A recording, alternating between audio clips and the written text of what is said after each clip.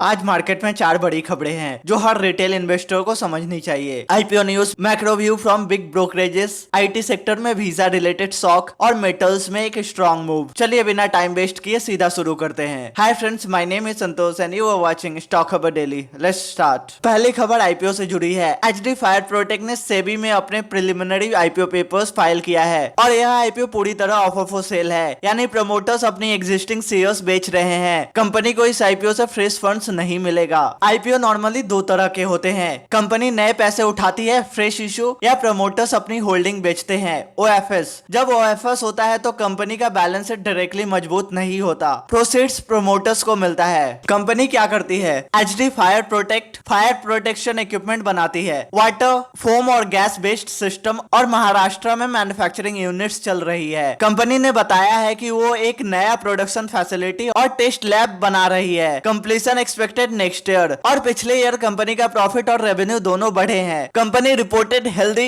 Year on year growth. OFS वाली IPO में listing के बाद शेयर मूवमेंट ज्यादातर प्रमोटर सेलिंग प्रेशर और मार्केट सेंटीमेंट पर डिपेंड करता है। दूसरी बड़ी न्यूज, कुछ ग्लोबल ब्रोकरेजेस ने इंडियन मार्केट के आउटलुक पे अपनी व्यूज दी है। एक ब्रोकरेज ने मार्केट में नियर टर्म अपसाइड की प्रोबेबिलिटी दिखाई, लेकिन साथ ही एक छोटी सी चेतावनी दी। इक्विटी सप्लाई मतलब नए शेयर्स का इशू अपसाइड को लिमिट कर सकता है। दूसरी तरफ एक ग्लोबल बैंक ने इंडिया को रीजनल कंपैरिजन में अट्रैक्टिव बताया है। सिंपल शब्दों में, अगर कंपनीज या प्रमोटर ज्यादा नए शेयर्स मार्केट में ला रहे हैं तो एग्जिस्टिंग डिमांड को डाइल्यूट होने में टाइम लग सकता है। ये शॉर्ट टर्म मार्केट को प्रेशर दे सकता है। और अगर फॉरेन फंड्स भी अंडरवेट है, मतलब उनका एक्सपोजर कम है, तो बिग इनफ्लोस तुरंत नहीं आएंगे। इसीलिए मार्केट का रिकवरी पाथ ग्रेजुअल हो सकता है। ब्रोकर व्यूज यूजफुल कंटेक्स्ट देते हैं, पर ये वन स्टॉप सिग्नल नहीं है। मैक्रो कमेंट्री से पता चलता है कि पॉलिसी, जीडीपी, कंजम्पशन, एक्सपेक्टेशन और इक्विटी सप्लाई सब मार्केट को मिला के मूव करते हैं। तीसरी और बहुत रेलेवेंट खबर, आईटी स्टॉक्स को प्रेशर मिला क्योंकि यूएस की तरफ से H1B वीजा प्रोसेस में प्रपोज चेंजेस आए हैं। सिलेक्शन को बेच बेस्ड करने